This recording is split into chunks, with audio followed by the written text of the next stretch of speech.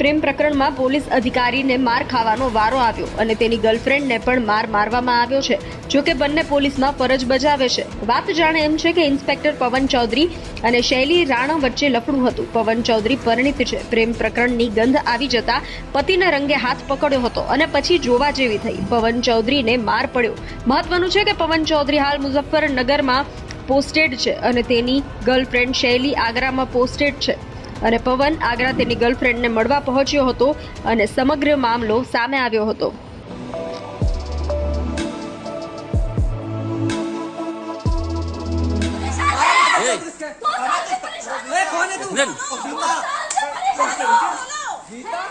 गीता क्या जा रही है?